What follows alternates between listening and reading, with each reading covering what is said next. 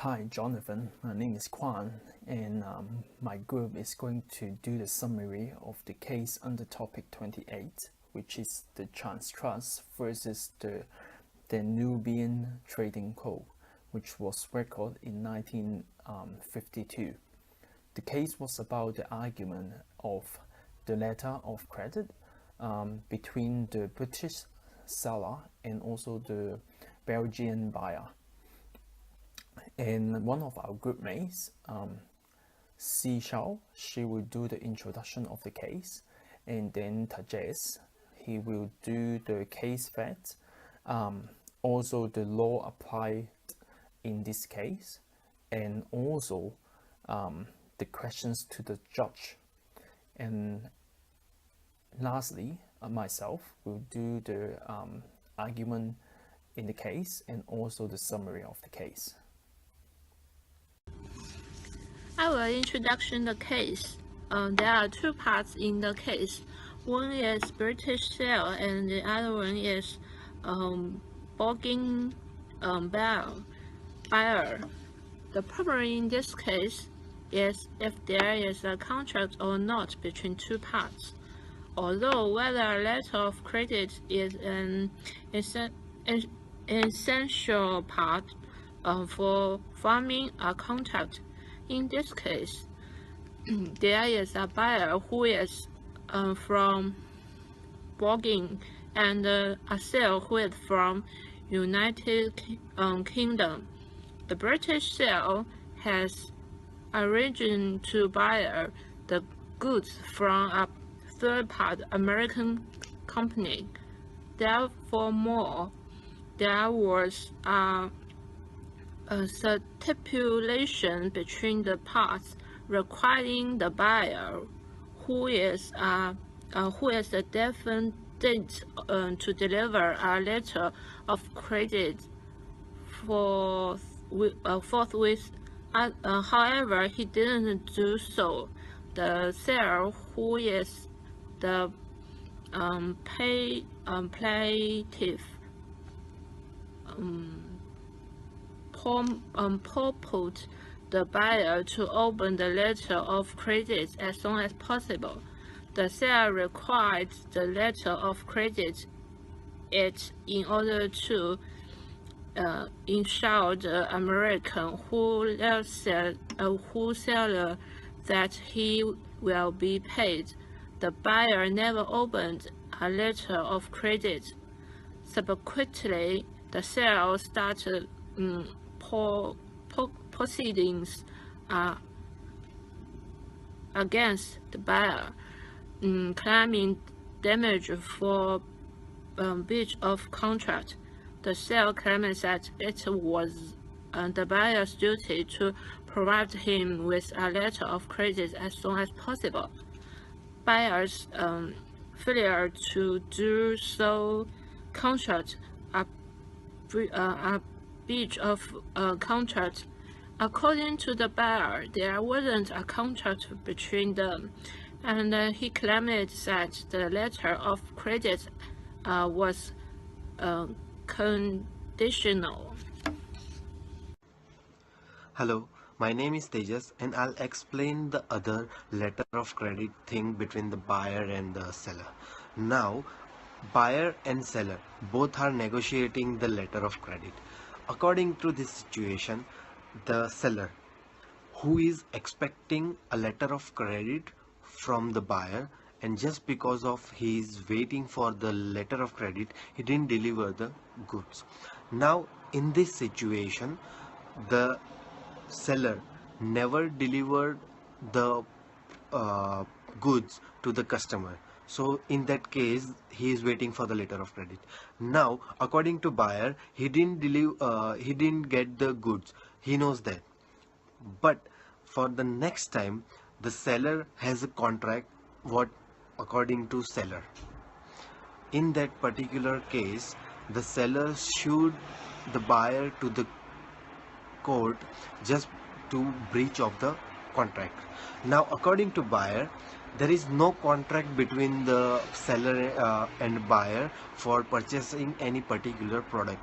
In that particular case, they got some meetings in the Brussels, and according to that proof, they had any contract with, with the purchasing of product due to term, date, and time.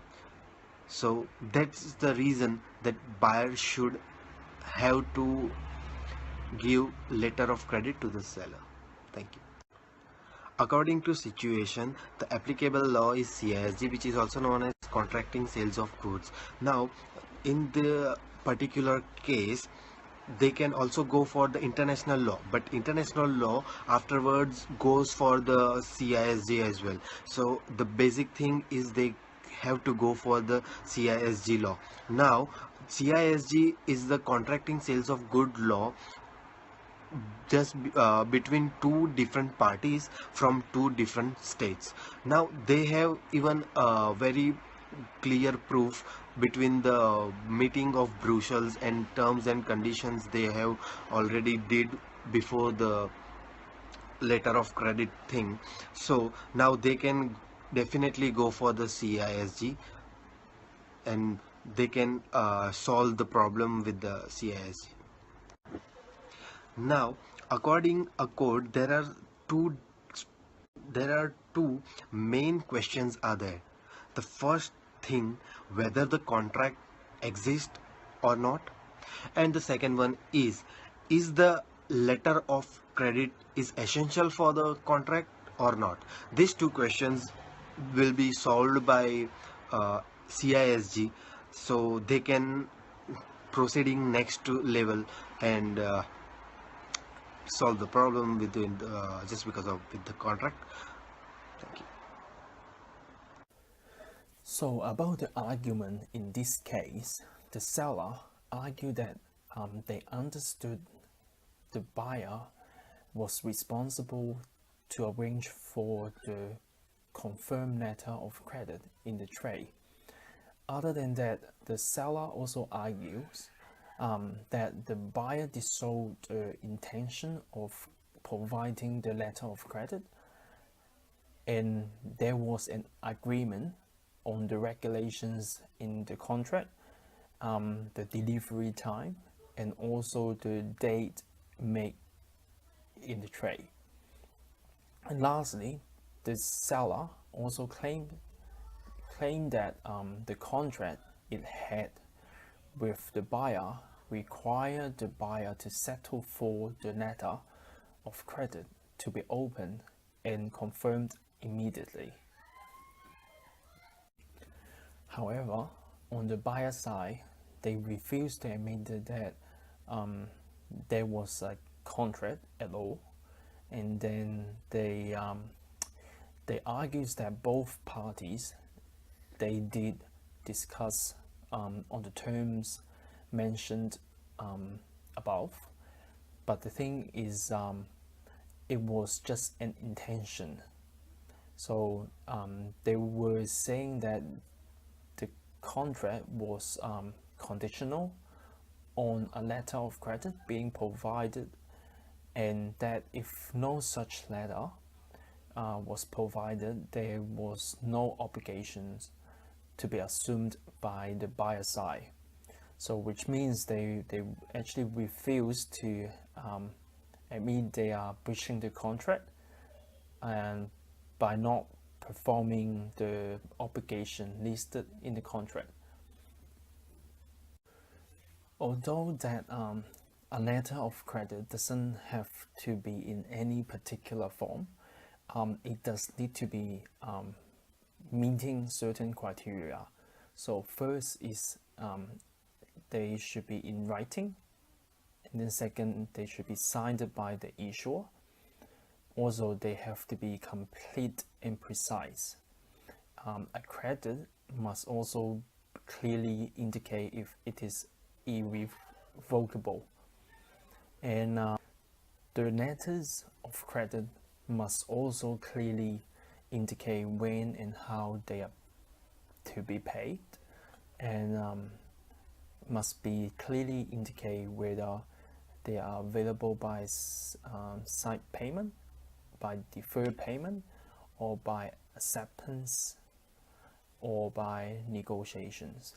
So finally, they must name the bank that is authorized to pay the credit or to accept the bills of exchange drawn in accordance with the letter.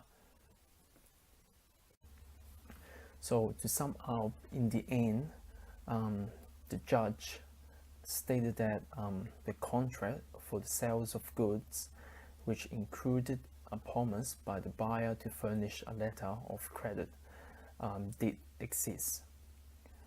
Such, the buyer never did arrange for a letter of credit, and the goods were never delivered. So now the seller has sued for damages for loss and profits. So the court stated that letter of credit were part of the contract, and here clearly the seller was depending on the letter of credit as an essential part of the agreed upon contract, and the judge believed that the buyer was the judge believed that the loss was foreseeable by the buyer, and such the breach of this obligation will require payment of damages by the buyer. So in the end, the judge awarded the seller €3,214 for the damages. And that's the summary of this case. Thank you for watching.